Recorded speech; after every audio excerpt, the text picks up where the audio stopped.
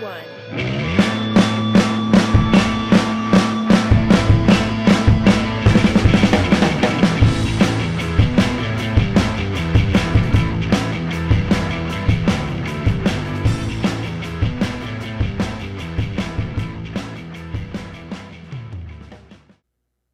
Good morning, good afternoon, good evening, and welcome to People Add Value Experience. Really, really happy, excited, and thrilled with today's guest, Logan Campbell. Logan and myself have been friends for 7, going on 8 years now. He is a serial entrepreneur, a coach, a husband, a father, and just an all-around awesome guy. He has a lot of nuggets he is going to drop today. We are very excited, from lessons learned to evolution to all the challenges that he has seen in his respective businesses, how he said, hey, this one's not going to work so good. All the things as far as coaching goes and what the values he's actually seen and got out of coaching and coaching others. So we are excited. And Logan, so I don't mess it up too much, I'm actually going to just let you talk about just the names of your businesses right now, and then we'll get into your background. So yeah, just go ahead if you don't mind, Logan. Just let us know about the businesses you currently run. Hey, Brian. Number one, happy with this podcast. Excited seeing your guest lineup. So happy to be a part of this. So thank you for having me. Like you said, I do run 3 home service businesses. We specialize in, the one is Airbnb cleaning called the Dream Clean Team. One is exterior washing, which is Gulf Coast Sud Squad. And then we have a holiday lighting company, which is called Gulf Coast Lighting Pros. Those are our 3 home service-based businesses, and we just launched a software as a service business called Nurture Nation. As far as my background goes, I grew up in the southeast of the United States and, pretty much lived there my entire life. Growing up, entrepreneurship was an important piece of really growing up. So, my grandparents, they had a concrete company, sand and gravel company. That kind of sparked the idea of, hey, that you can work for yourself, which was awesome. And growing up, my grandmother, she actually pushed me towards that because I had a job, but she's like, hey, do you want to rake some straw for me? And then I'll pay you like $15 a load. And at first it kind of felt like a job. I was like, this is just another job. But then as I grew that, I realized I could do it for other people.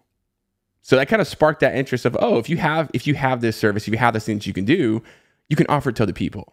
Whereas a job, you're limited to that one person.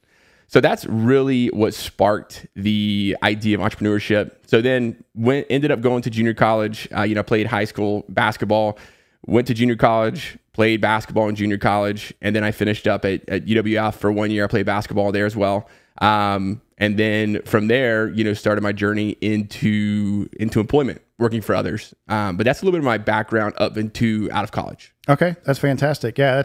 That's pretty exciting. I think it's interesting when I was talking to like Jim, for instance. I don't know if you met Jim when he's been down or not, but he was the one that was on for the Big B Coffee, and his parents had owned like a small mom and pop like pizza place, and so he was like folding the cardboard in the back and getting pamphlets ready for marketing and things like that. And then myself growing up in a bowling center and just seeing those operations from that young age, and it's interesting to speak with people that have gone through that, experienced where the other people may have like gone and worked for a fast food chain or something like that, which is there's 2 different almost pathways, right? That you can start, where you start working with somebody else, or you can see that entrepreneurial side and just get that like seed planted, if you will. So outside of the college, like once you got to a point where you left college, what was that next? You said working for somebody. What was that journey like? Yeah. So, really, I got my first taste of, working for someone else, which there's nothing wrong with that, if you have the right environment. But I ended up getting my master's degree. So we moved to Hattiesburg, Mississippi, and I worked as an athletic trainer for 2 years. Basically, I was at every sports game. I was at all the high school events for a certain school.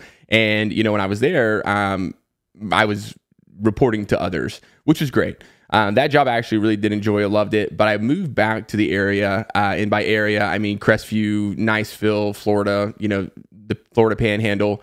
And started working for another company in an orthopedic clinic. A little bit different. I was still an athletic trainer, but I was actually just seeing patients. I wasn't going to sporting events. I was seeing work comp patients. I was seeing personal injury patients, people that had been in car wrecks, things like that. And the team there was great, but to be honest, the leadership, that was my first taste of leadership that really impacted the team negatively. You had a team that were high performers, but the leadership was absent. And when they were present, it actually brought the performance down. Yeah. And so that was my first taste of that. My wife and I, she was cleaning. She's a elementary school teacher over in Gulf Breeze. She's amazing person. Married her. That's how amazing she is. But she was cleaning condos during the summer to kind of help supplement her income that matched the time that she's off for summer break.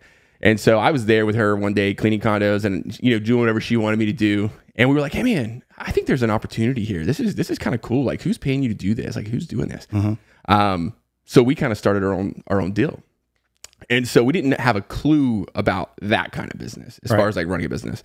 So because this is like a big industry gap or difference, right, from the medical side and clinic, comparatively speaking to it's huge. The cleaning. It's way different. I'm still at the clinic, right? I'm still at the clinic, but I'm like, hey, you know what? There's no clear path to advancement. Mm-hmm. There's no clear path to promotion. There's no clear path to my development. And so I was like, you know what? Let's just see what's here. Let's just see what we got. And so basically we started doing that. And I printed out, I went on a Vistaprint, $30, a bunch of brochures. Okay, brochures that said we're a cleaning company, Airbnb cleaning company.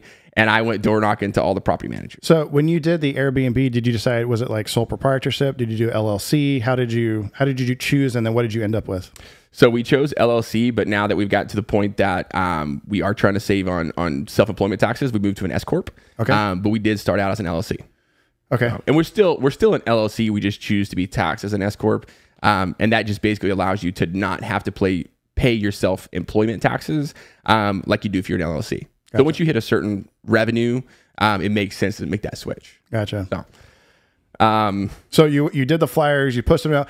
I mean, what was your return? So you do 300 flyers, and then do you remember, did you get like 3 customer calls back? Was it more than that? Yeah. So at this time, I'm still working at the orthopedic clinic, and we're just doing this on the weekends. Yeah. This is like side hustle. Side hustle. It's a side hustle. So I'm brochuring it. I'm like calling people, and I get lucky. And there's a larger property manager company, and they're like, hey, you know what? I actually just had to let a cleaning company go. You want to come talk? And I was like, absolutely. Let's have a conversation. Never done this before. So I meet them like the next day, sweating bullets. I'm pretty sure I took off my job. Yeah. Pretty sure I called in to work the next day just so I could have this conversation. Yeah. So I called in work for my orthopedic job, and I was like, no, I'm not seeing patients today. I'm just going to have a conversation about cleaning condos. And went and had that conversation, and really great. And we ended up getting this contract, and this contract was for some properties in what's called 30A, roughly 5 to 10 properties. And so we started cleaning these. They were on the weekends, and we were very fortunate that once we got going, we saw the potential there. And my wife and I were like, hey, this is awesome. Can we keep it up? Luckily for us, we had started to save some money because we started this in August. We started that company in August of 2017. That's when we officially incorporated it. So we were cleaning before that. But once we saw some success, we officially incorporated it August 2017. Wow. October, I believe it was October, right before Halloween, my orthopedic clinic lost their contract for 2 of their biggest insurance contracts that paid my salary. Oh, so there was a day divine intervention. Yeah, it was crazy. Yeah, and so basically, I'm sitting there, and I thought I was good because I had actually just got a promotion like 3 weeks before this. Right. I got a promotion. They're like, hey, we want you to be leadership in the clinic. You're going to be doing the scheduling, and you're going to be doing the accountabilities, et cetera. I was like, cool, I'm good then. Yeah. So anyways, I'll never forget this day. I was watching people get laid off on a Friday. And I had already had conversations and knew this was coming because leadership told me they were doing this. So I'm in the know, so I think I'm safe. Well, at the end of the day, I've been doing what's called radio frequency ablations. That's like some surgical, it's low intervention things that I can assist with, that I can help out with. I'm just running the fluoroscopy machine, which is just taking X-rays. So I've been doing that all day. I come out and the leadership's like, hey, Logan, can we talk to you for a second? And I'm like, oh, I don't know if I want to have a conversation with you guys. I've seen, kind of like joking around. Right. And I see her face doesn't change. Oh, no. And I'm like, oh, no. I'm like, this is going to happen. Yep. And so I walk into one of our clinical rooms, and there's like five 5 people there, leadership, just waiting to talk to me. And I was like, okay. And I was like, well, I guess this is happening. So anyways, I got laid off. And luckily, we had saved some cash from the Airbnb cleaning business. Luckily, we had a way to at least generate some income. My wife was always also working as an elementary school teacher, so that helped. I'll never forget, up to that point, I had been working 60 hours a week, driving from Pensacola, Crestview to Panama City Beach. I hadn't been able to attend my son's things. I believe he was 4 at the time. He was just started kindergarten. And I was about to really be able to attend like class functions, sport functions, things like that. At this point, I had not been able to. I was working 60 hours a week. I mean, it was just, the schedule was too busy. Right. Essentially, I talked to my wife and I said, hey, look, why don't we try to see if we can make this work? We can have our own schedule, or at least, I can have my own schedule. Her schedule's pretty flexible as a teacher. Right. So we can match that. You can leave kids in classrooms for hours on end. No big deal. They're usually fine. They're usually, there's a percentage there they make, but most when of the you time. come back, like at least half of them are still there. Yep. But I said, well, why we have some money? Let's just give it a couple months and let's just see if we can make it work. So what I am so new to this industry. I have no idea anything about Airbnb seasons and nothing. So for those of you that don't know, I'm getting into November, which is basically the slow part of the Airbnbs. And so at least in Florida. Maybe in the cabins, different right up north, but in Florida with the sunny side. So I would say I'm speaking specifically to cleaning. As far as like guests coming to stay, there actually are quite a few what we call snowbirds that come in and stay. But that doesn't help us as a cleaning company because they want to stay the whole month. Oh, I see. Because the turnaround. Exactly. Usually we're cleaning properties 2 to 3 times a week. We go from that to cleaning that same property once a month or once every 6 weeks. Right. And so it's a dramatic drop to our Interesting. Yeah. I didn't know that at this time. And so basically I told my wife, I said, hey, look, why don't we just, I think this allows us the flexibility we're looking for. I think this allows us the things to get to that point where I can, be involved, be the present dad that I want to be. And she's like, yeah, it's great. Let's do it. And so we get to about December and I may have picked up a client or two, but our cleans have just dropped. Oh no. And I'm looking around and Christmas is coming up and I'm like, well, this is not going to be a great Christmas. Cardboard boxes for everybody. I mean, I was like, how many like paper mache like things can I make to give you this year? But yeah, so I mean, it was one of those Christmases. And anyway, so January comes around and we're struggling a little bit. At one point, I actually did have to borrow some money to pay our utility bill because we were at risk of getting shut down and we just didn't have the income. Wow. So I told my wife, I said, look, we got 2 options. I said, I still got my degree. I can go work. I can get right back where we were, have the same schedule, and we will not have to worry about our bills. We're good. I said, but I'm going to probably be working 60 hours a week. I probably won't be at very many games. I probably won't be able to take off for school events. All those things. All the things that I want as a present father. Right. And I said, or I really think there's something here, but I never want you to be in a position where you feel like we're not able to live. Ramen noodles and tuna. Ramen noodles and tuna. Yeah. And she says, this is a powerful lesson for me, by the way. She said, can we make it one more month? Can we do it one more month? And I was like, I started looking at everything. I was like, yeah, we could do it one more month. I was like, maybe one more month. She goes, let's just give it one more month. Give it one more month. And this is Taylor, right? This is Taylor. Your wife. My wife. She goes, let's just give it one more month and see where we're at. I was like, all right, cool. So that month, I am like going as hard as I can. I'm calling every property manager. I'm emailing. I'm knocking on doors. I'm like trying to get clients. I'm like, and I'm getting clients, and I'm not understanding why I'm not getting the cleans because I didn't know the seasonality. Didn't know the seasonality. Okay, so big oversight there, by the way. Yeah. I can see I see how this is going. All these clients don't clean in the season. But to spoiler alert. Go ahead. Go. So I am like excited and discouraged at the same time. Oh wow. And I'm like, man, we got all these clients. I'm like, we got like 30 properties, but we're not seeing any cleans. So at that point, we start flipping. Okay. I'm going to garage sales and I'm finding couches. I'm like, oh, $50? I could flip that for 100. And I do.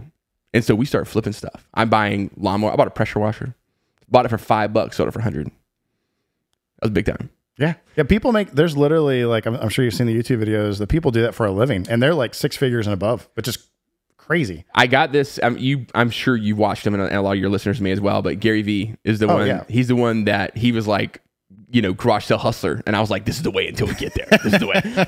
One more month. One more month. Yeah. So February comes and we're still struggling. And I tell my wife, I'm like, hey, look, same conversation. Hey, we're still struggling. It's been a month. I really think we're like really close, but I just don't know that for sure. I would like to give this a chance, but I'm open to going back to working a 9-to-5 job, at an orthopedic clinic or something like that. Again, with the limited availability for the kids and being present. She looks at me and she goes, well, can we make it 1 more month? And I looked at everything and I was like doing the math and I was like, yeah, we can do 1 more month. We can do 1 more month. And so we did 1 more month.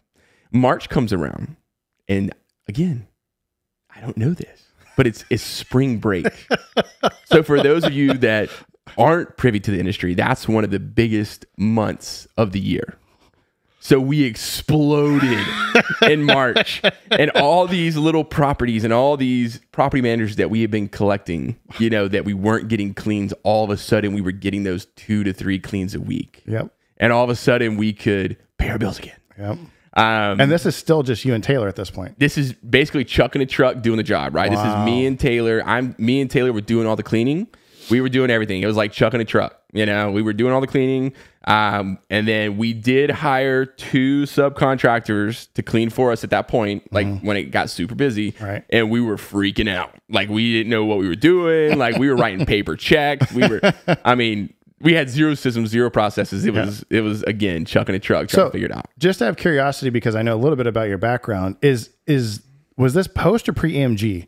Well, like where did EMG come and go? Mid EMG. So EMG is still existing on the side. So that's post clinic, the side hustle with a partner that you had doing the EMG work. Okay, I just didn't know where that fit in that period. So good point. So before this, at the same time as this, I had started an EMG company. And for those of you who don't know, it's electromyography, nerve conduction studies. So people that have carpal tunnel, radiculopathy, all these nerve issues. I had a whole setup. It was a mobile setup where I had a laptop, I had the machine, I had the pads, and I would go and I would do these studies for people to see if they had carpal tunnel. And then it was a lot of chiropractors. It was a lot of orthopedic clinics that were trying to add on ancillary services to increase their revenue that we were performing this for. And I thought that was going to be the ticket. I was like, that's my money bag. That's my money bag. Like that's where I'm going to make the money. Right. It was not. No spoiler. It was not. Yeah. And I rode it hard, but it's a little bit of a different beast whenever you do have to deal with as many gatekeepers as you do. And to be honest, the juice just was not worth the squeeze at that point. So it almost wasn't even like being an entrepreneur because you just had all these folks. You're still, it was awful. Partner and more. Yeah, I had a partner. I had gatekeepers. And then it was just, they would come back with you with questions before they reimburse you. And I'm like, look. Oh, geez. Yeah. And then, I'm sending this because I can't read the study. My machine interpreted it, but I had to send it to a neurologist to read it. And then they would send it back to us. Right. So I could perform it, but I couldn't read the test. Yep. And then they have a bunch of questions. Well, I'm like, this guy lives in Central Florida. So I got to send it to him over email, fax it. And then anyways, it just wasn't worth it. As a matter of fact, Riley, your daughter was on our baseball team, and EMG, it was called EMGDU, is the sponsor of that team. Do you remember that? Oh, yeah, I remember. So that was one of our marketing ploys that we thought was just going to open the floodgates for us. There was a dam there, and it held the... It was made by many beavers. It was made by so many beavers, so many gatekeeping beavers. But I did. Even at this point, I still thought that was going to be the ticket. So I probably... For about a year. We started it. So August 2017 is when we started the Airbnb cleaning company called the Dream Clean Team. And then about a month after that, whenever I had started the EMG company. Right. Because I had actually approached the orthopedic clinic that I was working for before I got laid off about them using me because it was their equipment at the time. Yeah. I said, can I use your equipment and go over these guys and do their tests? And I just give you a rental fee or sure. You charge them and you just pay me the lion's share of it, whatever. And I'll do it all. And they were like, no.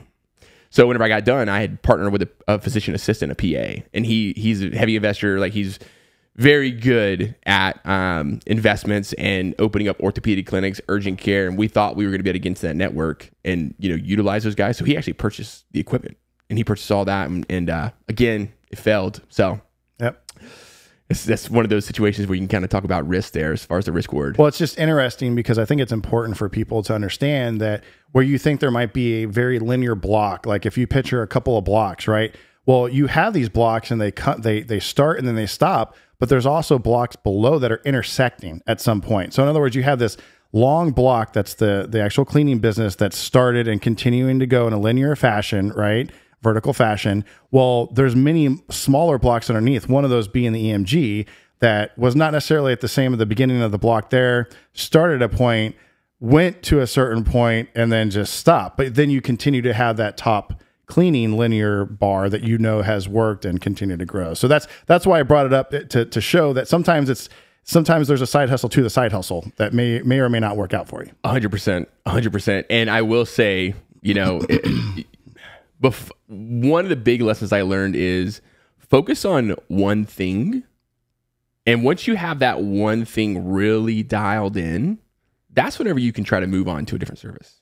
But trying to build two companies from the ground up is really challenging at the same time. Yeah. That's like that guy. What was the guy I sent you do you remember his name? The YouTube video? Hermosi? It's the guy with the long hair, big thighs, like super much. Yeah, Alex Hermosi. Like, that dude hikes a lot or something. Very impressive dude, man, to be up there with those donkey shorts squats, on. I'm pretty sure. Yeah, and he was like, hey, look at all these people that are the top 5. And it's like stuff that you wouldn't expect, like roofing and other things like that. But it was singular focused. And that's what he was talking about. I thought that was so interesting because of all your lessons learned in different serial entrepreneurial things. But that's a great lesson is, hey, find what works, perfect it before you try it to move on. So great point there. 100%. Never take away from something that's working or that you have momentum on just to take a risk on something else. Because if you're not, unless that thing is set up to succeed by itself, and we're fortunate that we are to a point that, we feel that's the case with the cleaning company, which is what's allowed us to open up our other 2 companies. Right.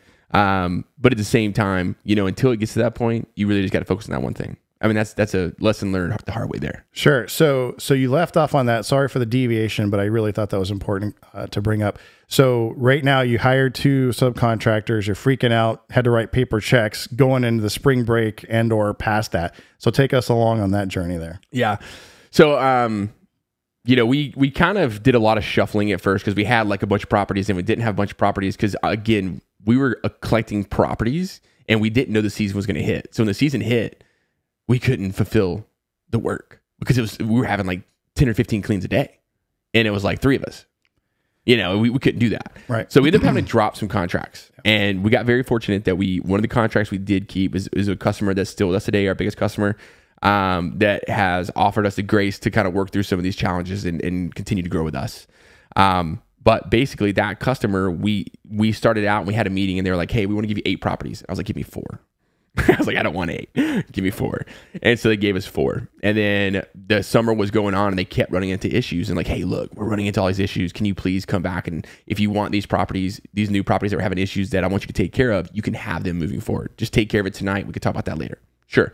So we would take care of that property and like, yeah, we're ready now. And we would slowly add on a person to help us out. Because you were perfecting the 4. So rather than stretching yourself thin and being one of those companies that had the issues, you're like high quality, small amount, 100%. Knowing that you couldn't stretch yourself thin. 100%. And building that reputation. Well, and part of the problem too is I was very naive when it came to hiring. So when I was hiring, I was very, very naive. And so I would put an ad on Indeed, okay? And I'd have a bunch of people that would apply and I'd have a list of people and I'd call those guys and I'd say, hey, this is what we're doing. We got cleans tomorrow. You want to come? They're like, yeah, I'll be there. And I'm like, sweet. I put the phone down. I'm like, we're set, babe. High five. We're good tomorrow. Tomorrow comes around and they're nowhere to be found. And you're calling them and you're texting them and like, this number worked yesterday. This is weird. Hashtag ghosted. Yeah, hashtag ghosted. So we were incredibly naive. And I'll never forget, I had a list. I mean, I had called people and we tried everything at first. It was like, well, maybe they don't want a man talking to them. So I had my wife call them. I was like, maybe they want a female talking to them. Maybe they're more trusting. Right. But if you go back and look at it, we were operating out of a storage unit. It's kind of sketchy. And so people would get a call randomly on a Friday and it was us. And we're like, hey, we got some Airbnbs. Yeah. You're not going to be bothered. Once I give you the code, you're in there by yourself. Don't worry. Okay. But before you get there, you got to go by this storage unit. There might be somebody there. I don't know. Maybe not. So they would have to go to the storage unit, and they'd have to pick up all their linens and towels and all their supplies they needed for the cleans. And then they would go out and they'd clean the property, and they would come back and drop it off the storage unit. But if you didn't know us, that's a lot of trust. That's a very 60 Minutes episode. It's a very how people go missing, you know? 100%. And looking back, I'm like, that may have contributed to it. Huge data point there. Huge data point. So anyways, we ended up slowly growing the team, and very fortunate. We've actually still got a couple of people that we acquired that summer that are still on the team. Just a couple, not many. So that 18 at that point, 2018? That was summer of 2018 at that point. And so I think we ended that summer roughly with, I want to say, like 20 properties maybe. Wow. I want to say 20 properties right now. But like going from Taylor's cleaning a couple, right? Your wife cleaning a couple, 2 or 3, whatever. Cold calling, hard hustle marketing to 20 properties, sustaining. Yeah. We went to Disney World that summer. Where are you going to do next now that you've won life? I'm dead serious. Yeah. Like, so this one client we had that we had most of these properties with, again, he was pretty much our client, and we had like just a couple like super small accounts besides him. All of his cleans were on a Saturday. So Saturday, we would just go hard. Mm-hmm. Like, we would go hard. Sunday, we would take care of all the screw ups that we had from Saturday. Mm-hmm. After that, it was recovery mode until that next Saturday. So one of those recovery modes, we went to Disney World because we could afford it. So, it's interesting. And one of the things that I've learned now also from our experience, and I couldn't imagine doing it every day, is in Florida, to pack people in and just the way they configure certain condos is they have bunk beds. And the bunk beds are not easy to change those sheets over and over and over again, especially like depending on if they're built in, or I know this is a small nuance, but from your recovery, I can only imagine you and your wife, Taylor, like hustling and doing, so you're cleaning the floors, you're cleaning, everything. And then those pain in the butt bunk beds that you're reaching your hand in, and it's like pulling the mattress up to get those corners, just some of those smaller things, man. I just can't even, the recovery was probably like ice baths, some adult beverages. So just to be clear, I did not do a lot of bunk beds.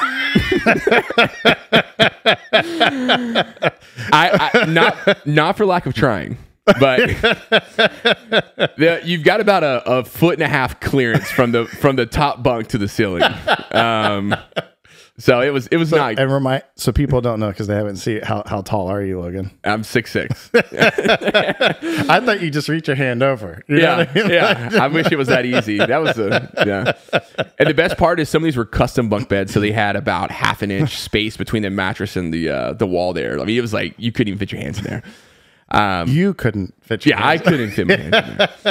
But actually, we teach our team now, because we'll come back to this, but now we have developed a 7-step process that's more of a productized service rather than a true service that you don't know who's going to show up and what product you're going to get that day. So we have a 7-step process, and part of that process is for the bunk beds, because we know there's such a challenge. We actually remove them now. We will straight up pull them off the whole top bunk, and then we would change the sheets, and then we'll put them back up there. Whatever works. Yeah. If you've already tested that out, I'm sure there's a huge reduction in time just to do something like that. Yeah, we actually got a pretty scary work comp injury one time from bunks. We had a lady. Really? Yeah, she was climbing the bunk beds, and she changed them out, and she was coming down and slipped off of the ladder, fell and bumped her head on the tile. Wow. And anyways, it was pretty serious. She had to go down to Shands, and anyways, it was pretty, it was a pretty big burden for us as well. And of course, she made a good recovery, and we're happy, and that was our main concern. Yeah. But at the same time, it made us change things. Bunks beds are evil, bro. Bunk beds are evil. You have to have a process. We're gonna probably boycott them in 2024. I can't wait to see those signs. Oh yeah. We're gonna post them on the doors outside. HOAs are gonna get them. All that. That's crazy. So you've hired some folks now. So tell us how you got past the sketchy being in the shed standpoint. How did you get over that? So that took us quite a while, and we didn't figure that out till the following year.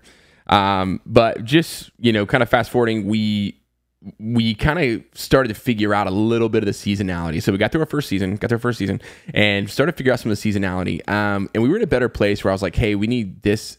So just so you know, The biggest killer to small businesses every single year is cash flow. It's cash flow. So, if you don't have predictable income, or you don't know how to predict your income, you don't know, you just spend everything you get all the time. Right. And I was 100% guilty of that, and that's kind of where our focus is now, because cash flow is the biggest killer of small businesses, not being able to manage that. And luckily, after our first season, I was like, all right, we got to figure out how much money we need for the off season. I can't be flipping couches every winter. Yeah. So anyways, we did. And luckily we got through that. So from the budgeting standpoint, just as a tool, I'm curious, are you Microsoft Excel? Did you buy, are you testing software at this point with different kind of financial budgeting stuff, or is this just Excel at this? So right now, the way I do it is different than back then. Right. That's what I was asking. Yeah. So back then, I literally, all I did is I just wrote down every expense that we have that's recurring. So is that wrote down software or wrote down on paper? Wrote down on paper. Okay. I just wrote it down on paper. Here's how much on average I pay for power. Here's how much on average I pay for water. Here's my rent. Here's my mortgage. Whatever that is, I write it all down. Mm-hmm. And I say, for me personally, and for our industry, it was December, January, February are our 3 slowest months. So how much do we need to support ourselves? Yeah, survival mode. Mm-hmm. And so that was like, and I look back and I'm like, man, that was so simplistic. But we got the job done, but it was very simplistic. One more month. You should have that anyways. I know, t-shirts. Be a cool, it'd be a cool motto. Dream team. I think about it quite often. But one more month. Yeah, I like it. Sorry, go ahead. And so anyway, we're fortunate we get to that. It was a little bit tighter than we expected. We did grow, and 2019. Honestly, 2019 was a little bit of a repeat of 2018. We were just bigger. And so I think we had roughly got around 50 to 60 properties at that point, but we were still kind of doing the same thing. Hadn't really figured a ton out. And the reason for that is our head was down. We were in the weeds and we were still doing the work. So same, we had that. I would say 2019 is about the same. Nothing really changes there. 2020 is when things got super interesting for us. Obviously we had COVID. We did have COVID. We had COVID. And tons of service-based businesses were being shut down because they were considered non-essential. So just for purposes here, because there sounds like there's about a year and a half, 2 years of transitioning from hiring those first 2 subcontractors to building up, a little bit as far as like your cleaning crew, right? And the difference in the respective seasoning. But these are hired to the, at the time, LLC? Are they 1099? How did you approach hire like those folks? Not we'll get into more specific hiring, but just from this period of time before you get to the COVID side, because that's a big difference if they're part of the company or 1099 during this huge change in the industry. That's a great question. They're all 1099, so they are subcontractors, and pretty much all of our staff right now that clean are still 1099 subcontractors. Just because that relationship was, hey, we have this available. Can you take it? Yes, no, and why? They provide their own cleaning supplies. They make their own schedules. So it was that type of relationship. It eased our burden and it also eased their burden. But the problem is if you don't have the consistency to be able to keep them with steady work, then they go out and find another contract, or they have multiple contracts and prioritize the other ones. Right. We were just learning all that in 2019, because that's when we started getting 6, 7, 8 people. At that point 2019, we did start having inspectors. So me and Taylor, my wife and I, we were primarily inspectors at that point. We weren't doing as many cleans, but we were still in the field a lot. We were in the trenches a lot, but in a different capacity. Right. And so we would do the training, or we would make sure they had all their accounts and things set up. We were doing the inspections of the properties, and then we were getting other inspectors where they could help us inspect properties. That was really 2019. But it was very similar. We just had that little bit of growth there as far as the additional properties and a few people that took on responsibilities inspecting and things like that. So those, between the first 2 subcontractors that you had and then hiring those 6 and 7 inspecting, did you see a high attrition rate, or in other words, did those same 2 that started with you, did they end up after that next 2 to 3 year period? Are these completely new people? These are primarily new people. So the 2 that started with us would be like the winter of 2017. And the people that are still with us are like winter transitioning into spring of 2018. Okay. So those guys are still with us, and they're transitioning into inspectors. They're transitioning into some of our more leadership roles. Yeah. At that point, we didn't realize that's what it was, but that's what it was. Right. Which I definitely want to get into later, talking about how you've evolved from just, you know, a traditional 1099 to actual like individual develop growth in your business and how important that is. And we'll definitely touch on that later. Again, I was just curious from going to freak out mode, paper checks to now, like you have this period between now and then. Now we're going to talk about COVID, but like how many stayed with you? So the repeat, but you know, so we're getting over the sketchy shed, if you will, at this point, hopefully. But yeah, dive into COVID. Very interested about that. Yeah, so COVID hit, and at this point, you know, we had a couple systems in place. So we had a cleaning checklist, which was great. We had an inspection checklist, which was great. So we knew how to clean the property, and then we knew how to come in and make sure that property was clean to our standard. How did you get these checklists to the employees? At that point, it was paper. Okay. And we would print it out, we'd hand it to them. Okay. And then we did, at the end of 2019, we actually got into a CRM, which is where we started. Customer relation management tool? Yep. Customer relationship management. And basically we were able to assign, they downloaded an app, and then, you know, we used that to start scheduling them so they could see how much pay they had, their door code, all that kind of stuff. So that was a big step for us in moving into 2020. But once we transitioned into 2020, we had grown to a point that, you know, we were still in the field quite often. And basically I was extremely burnout. I was very burnout, and I was literally to the point that I was like, I'm done with this. I'll go back and do anything else. I'm not. It's too much stress with all the customers, with the cleaning pros calling out, with our staff calling out. What's your hours per week? So you said, hey, I'm doing 60. I want to be a more present father. Entrepreneurship, as we all know, is almost never ending. It's 24/7. But like, what would you say is your average hours at that period of time? More than 60. Oh, no. I slept 3 hours a day. That's it. Yeah. Okay, gotcha. The only difference is I got to choose when those 60 happened. Gotcha. Which played a big deal, right? A big role for us. So anyways, so 2020 comes up before COVID hits, and I am questioning this. And I'm like, hey, look, I don't know if it's worth it. I think I'm just going to step out, and we're going to move on. And I just mentally I don't have the capacity. Mm-hmm. So COVID hit, and we were shut down for 8 weeks. Oh, yeah. And so I took that time, and this was a huge, huge piece for us. I took that time and I said, what are our major problems? And it was handling customers' complaints. It was hiring people.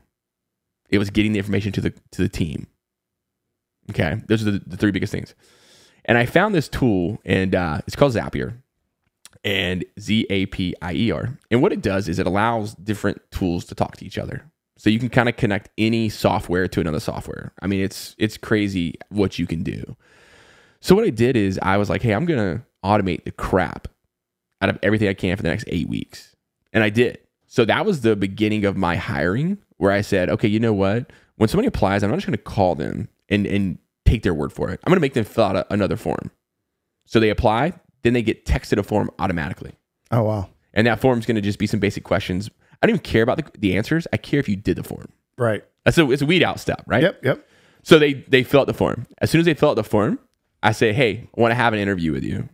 No, this is during COVID. This is what I'm developing. Oh, I see. During COVID. Sorry. Okay, got it. This is what I'm developing during COVID. So I'm trying to take care of my hiring process. So I'm like, hey, when I open it up, this is what it's going to look like when I open it back up after COVID. I see. And so basically, whenever they fill out that form, they get a text saying, hey, I want to have an interview. And then they have to click on a link and say when they're available. Okay. So I thought I took care of that piece at first during, COVID automations. So then the hiring piece, or the customer service piece, I was like, all right, I've got to figure something out. And so I figured out a way to have multiple communications come into one inbox. Because before this, I was getting text messages, phone calls, and emails, and Facebook messages. You were just getting it from everywhere. Right. So I found a tool before I figured out there was actual software that does this for you easily. I had built these automations where it all came into one place, and I was able to see it in one place, and I turned it off because I was getting calls at midnight, 1 o'clock. Oh yeah. I mean, it was not manageable. Right. And so I found a way to turn it off at 5 o'clock every day. And when I woke up, I had one place to look for all my customer communication. Fantastic. So solve that. And what was the third thing I said? Oh, not fair. Not fair. So customer communication. Oh, and then getting the information to our staff there, like for the checklist, things like that. So we figured out in the CRM that there's ability to add a checklist there, and or a link. There's notes, and so at that point we had a link to a Google Doc that we copied and pasted. They could click on it and go to it. So when COVID opened back up in about 8 weeks, we got to test all these things at once. Wow! And we troubleshooted it, and some of it was not great. Okay, but I will say that's whenever I started realizing, like, oh, this actually did save me a couple hours this week, or this did take this burden off my plate a little bit. Yeah. And so that's when I started having the mindset of like, okay, I think this could work. We got to dial X, Y, these 3 things in. So would you say, I mean, as a pro and a con, finance is not coming in, pro, alleviation at your breaking point to able to refocus and look at things and different tools and methods to alleviate some of that time frame, to give it back to you. Yeah. So I would not want to have a repeat event of like COVID. Right. But at the same time, it was pretty instrumental in allowing us time where we could work on the business and not in the business. Right. Because up to that point, the only thing I had done was work in the business. Right. Well, I think that's important overall, right? So some people, whether that's a week or 2 vacation, where you can just, because I think there's some kind of study out there, if I'm not mistaken, or multiple studies, that sometimes you get some of your clearest thinking when you're not thinking. 100%. Like when you allow that free space to happen, and that's why people meditate and so on, is because it allows that space to get clear, and then you can come up with your most creative and free thinking idea. So that was forced upon you. That was forced upon you at that point, right? I mean, at some level, if you will. Yeah, I think you nailed it as far as having that time. And that's why a lot of times people have their best ideas when they're taking a shower. Yep. Because you have that, you just go through the rhythm, you go through the routine, and it just pops out, Yep. So you nailed it there. And so that was pretty huge for us. When we came out, it was basically a bunch of testing. We're trying to figure out, hey, does this system work? How can we improve it? Et cetera, et cetera. So 2020, that's the whole shebang for us, was we have some core systems, and how do we improve it? So we got to that point where I was pretty dialed in. It had taken some burden off, which was great. But the fact is, I was still having to do a lot of back office work. So I was having to send payrolls, having to do the hiring and the interviews. I was having to do the invoicing, all these things that I couldn't do. I couldn't afford an office manager. The cleaning industry just did not have those kind of margins. Okay? Right. And especially starting out. Now, when you get to a certain point, you can afford those things. I could not afford it in 2020. But I had just got done reading a great book. It was by Tim Ferriss called The 4-Hour Workweek. Love it. And he's talking about all these different tools and how to design your life and how to be lean, all these kind of different techniques and strategies. And one thing that really stood out to me was virtual assistants, especially remote virtual assistants that are not US based. And I started reading that and I was like, I can't afford, the salary of a US based office manager, but I can't afford the help of 1 or 2 VAs. And so that's whenever I basically figured, out how to put job boards, job openings on job boards based out of the Philippines. Because the Philippines, in my experience, is the best as far as having like an English speaking, English understanding that can still communicate to your customers without fear of there being too much of a language barrier. Right. You still got to vet them. I mean, there are instances where it's not going to work. Right. Understand. You still have to vet them. So what's that process? Hire my first remote VA, and it was for hiring. I just need her to help me hiring. I need her to help me set up the accounts, make sure they're So, and is this something where you would teach her the thing you just talked about, the process as far as like filling out the forms and so on? She would grab it at some point there, and is that what she would be running? So you would think so, yes. The reality is, I just ended up continuing doing the work. And I never spent the time showing her how to do it. Lesson learned on delegating and teaching. But go ahead. I'm sorry. So that relationship didn't work very long. My first VA was a terrible tragedy. But fortunately, I did learn. And so I looked at it and I said, well, why wasn't she doing the thing that I hired her to do? And I said, well, you basically had one meeting with her and said, okay, here it is, do it. And you left her, And I'm like, that's not very great leadership. I taught you how to fish, get all the fish you can. Exactly. I'm like, I took you one day, I took you to the best fishing spot with all the best fishing rods. You caught everything. Like, why can't you do it on your own? Oh, that's great. So anyways, so that was kind of 2020. I mean, it was a breakthrough as far as understanding that we need to have systems and processes. Okay. We need to automate a lot of those. We need to keep the budget low because the Airbnb cleaning industry is not a high net profit industry. Sorry, just real quick, because I forgot to ask this earlier because I thought it was funny. What's the delta between, just out of curiosity, when you actually made the decision, a delta between an office type manager and a virtual assistant overseas? Significant? It's significant. Like 200%? Less than 200%. It's about 80%. The salary of a remote VA compared to a US based would be at least 80% higher for US based. Wow. So it's significant. That's interesting. Well, there's all the things, right? When you look at business, there's some instances where outsourcing makes sense, whether that's manufacturing, whether that's some kind of service or whatever. So I was just curious about that margin. That's a giant margin. That's not a like small margin. It's a huge margin. It's the only reason we could do it. And so my thought process is, hey, I'm not going to hire a remote office manager. I'm just going to peel apart the office manager roles. Sure. And I'm going to hire for the specific positions as I scale. Yeah. Wow. Great. Yeah. And so I started with the hiring piece. And again, I figured out that, hey, you have processes, but you don't really know how to document them. You don't know how to teach them. You don't know how to present them. You don't know how to hold people accountable to them. So I believe it was 2021, I believe. It's either end of 2020 or beginning of 2021. I said, I need help. Help me. And I got into my first business coaching. And that was the first year that I did business coaching. I believe it was, let's see, 2023. I believe it was 2021. The spring of 2021 is when I started the business coaching. Yep. And basically, I remember thinking in my head, I was like, all I thought in my head was, I just need SOPs. That was all that I thought in my head. Standard operating procedures? Standard operating procedures. Okay. I just need SOPs. Okay. And so I get into coaching and I was like, hey, where are the SOPs? Like, what am I doing here? And they're like, okay, yeah, that's great. But let's talk about your budget first. And I'm like, huh? What are you talking about? And like, do you have a budget? And I'm like, I mean, I know how much comes in and I know how much goes out. Yeah. And they're like, well, that's a good start. But like, do you know how much goes out for each category? And they had this whole spreadsheet. It's like all these different categories. And I'm like, I didn't even know that was a category. I didn't know that was a thing. And I mean, it was way more sophisticated than what I had. And so before we could even get into like what I thought was the most important thing, they're like, let's get into your budget.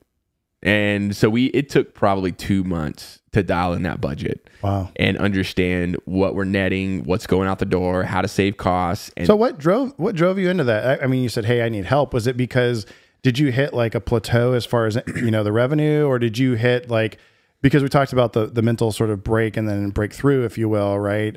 You had that period of time. So what drove you to finally, in this instance, pulling the trigger to do that, to actually get the coaching? That's a great question. I think you made a good analogy earlier where you talked about there's different blocks. You have different businesses, you have different blocks, and each block goes a different length depending on the success or health of that business. For example, my EMG had a short block, like maybe 2 blocks, right? The Airbnb cleaning, the Dream Clean team has more blocks that's continuing on. Mm-hmm. And what I will say is there, every now and then along that linear line, you have a couple steps up on those blocks. Okay. And so what I mean by that is you get to kind of what looks like a wall, right? You get to what looks like a wall. And when you get to that wall, you're like, hey, well, here's my new home. I'm just going to hang out here. Or you look up and you're like, oh, I can actually climb this wall. I could take the step up.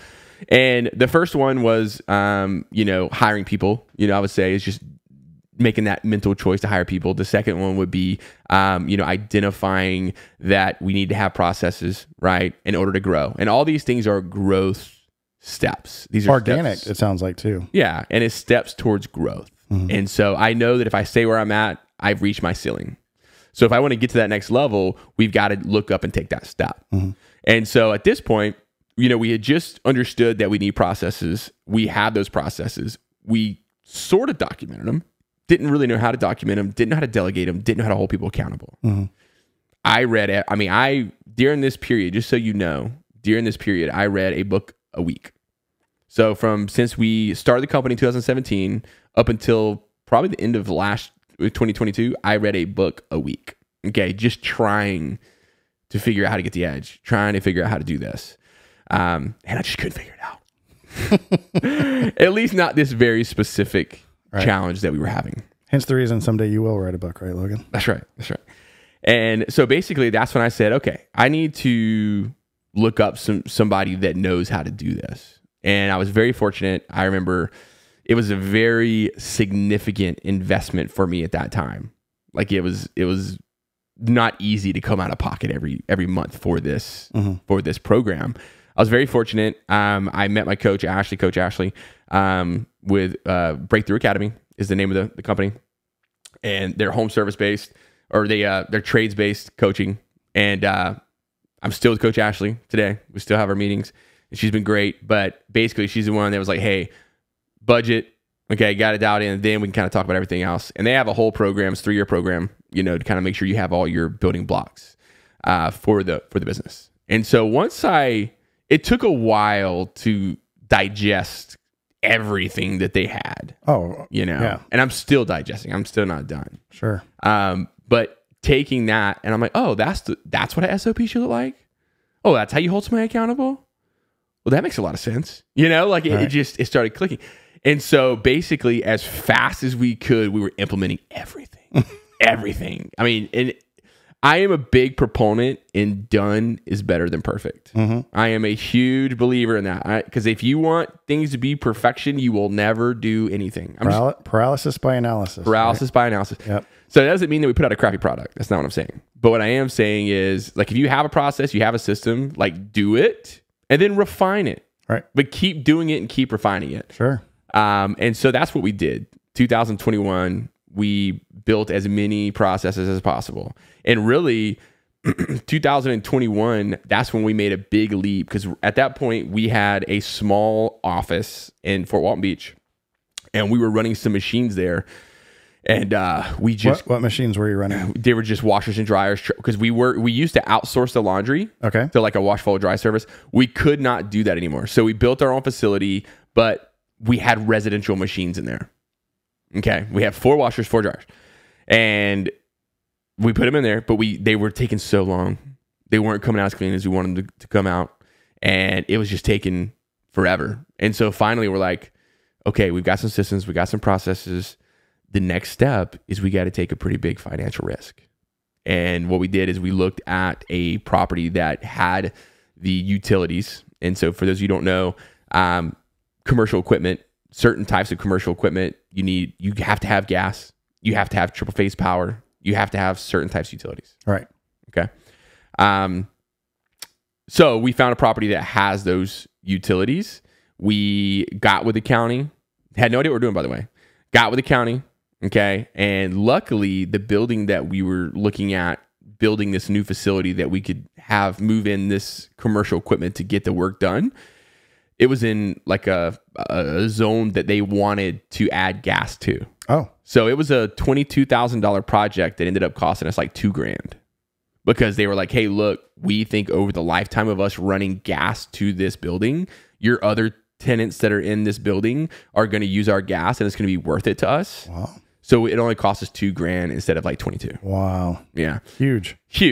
And then, so anyways, then we ended up buying a bunch of commercial washers, commercial dryers. I worked out a deal with one of our existing clients at that time, and he wanted to grow with us, because when we first met him, he only had like 30 properties. Now he's got like 150. Nice. And we got like almost half of those, Yep. So I mean, my point is we've grown together. Right. It's been a very mutual, beneficial relationship. And part of that is when we were in this facility, we partnered together, where it enabled us to purchase some of this equipment. And so we did it, took that risk. They took that risk, and it ended up working out. And we were able to move into that facility and scale. But it's a scary time, because there's a lot of unknowns. You're 1 year post-COVID. You don't really know because short-term rentals are really a luxury, right? It's not a necessity. Right. So you don't know if it's going to go down or not. Took the risk, moved in, and set us up to scale. And so we've been growing about 40 to 50% each year. And now we're at a point now where we do have, we roughly, depending on peak season, we've got around 250 properties right now. Mm-hmm. So that's far cry from where we started. 7, or was it 2, then 7, then boom. It's kind of, in the beginning, it kind of fluctuated, because you thought you had some and then you didn't. And then, you just never really knew. Right. But So roughly around 250. And then we've got peak season anywhere between 50 to 80 cleaning pros that clean properties for us. Wait, say that again. 50 to 80? 50 to 80 depending on the seasonality. It's kind of weird because, as we mentioned, Airbnbs, they are cleaned like one day a week on a Saturday, and they're like a lot of times, and they're all on the same day. Oh wow! So that's why you have to have so many people. Yeah, I gotcha. And that's why it's really hard. We've got about 10 to 12 laundry facility staff that work for us, either part time or full time. Those are employees. And they're not doing cleaning; they're just doing the laundry for the most part. Now we do have some that will clean every now and then, or they'll kind of split it. But for the most part, those guys are facility staff, and they may clean like one day a week or something, like on our busy Saturdays. And these folks are also 1099. These are actually W-2s. Oh, these are W-2s because this is more of an employer-employee relationship. Okay. So our facility staff is a W-2. Okay. And then we have 3 customer service reps that are remote based. We have a remote VAs we talked about. We have 1 scheduler. We have an office lead. Those are so basically 5 people that are remote based that are working. They're doing a phenomenal job. Like, could not be happier with their performance. We have an office manager. So, our team has grown quite significantly. We have 3 field leads, and our field leads are basically guys that are just helping manage the day. They're not necessarily inspecting. They're just making sure things are on time. So I want to put a pin on that, because I want to talk about your structure and how you've gotten to where you were to how you're at now. So and one of the things that I've heard you say over and over again, whether it was positive or negative or whatever, but was partnership, right? And how important that is, whether that's a partnership with a coach to help, whether that's a partnership from an investment standpoint to help. So I think that's very interesting that you've said that a couple of times, and how like the partnership with the EMG just unfortunately with that particular thing didn't work out, but not because partner or not partner, but then also the partnership, going forward with the laundry and dryer residential side. So again, I think that's an interesting, some people are very much like stiff arm that, right? Like, I don't want to partner. I'm going to do this on my own. But you seeing that and working with that and establishing those relationships. And I think there's probably like a small niche of lessons learned on what to expect from a partner, what not to, certain contractual things, such as whether that's an SLA or whatever else, service level agreement or whatever it could be called at this point. So I think that's interesting. So, okay. So you had a partner that helped with getting the residential washer and dryers in, right? So the gas cost, boom, this new facility, laundry, you have these folks that are W-2s now. So are you saying from that time of partnership and doing that, you have seen a return on investment on that, or has that been like just sort of status quo? And so, because you said you're growing with properties, my assumption is, and this is why I want clarification, my assumption is that the laundry has continued to grow with those growth of the properties. Yeah, great question. So just to clarify, we were having residential equipment in the previous office location, but we needed commercial equipment. Right. And I said it backwards. I'm sorry about that. Yeah, I said it backwards. And then the partnership was just the ability to allow us to afford that equipment. Right. And I would say anytime you get into a partnership, I am not a fan of a partnership that there's not an endpoint. You have to have a clear endpoint. And so our partnership where, it was an investment of equipment, and then to be either paid off or to end on this day after X payments, X dollar amount met. Sure. So having that clear endpoint, it allows you where you're like, hey, look, it may kind of suck at first a little bit, but it's something that's necessary to get me to, when I read that wall and I look up, to get me to that point that I can get over that wall. Gotcha. And that's what that was. It was either, hey, we're going to stay where we're at and it's not super great right now, or we can have this partnership and we have a clear timeline when that's going to end. And then after that is when we're going to be able to truly scale and be where we want to be. Right. And we are, that partnership, as far as from a financial standpoint, has been firmed up, and like we're free of that dissolved. And so now we're able to enjoy, the growth that's came over the past couple of years. And like you said, we have grown properties, and that does increase our laundry output. Right. So now we're actually looking at purchasing our own property to add more equipment to. So you've gone from, just to follow that particular timeline or chronological order, is you at first outsourced laundry. You found out, hey, it's more beneficial, better return on investment to purchase our own. Went with the residential. Yep. Residential.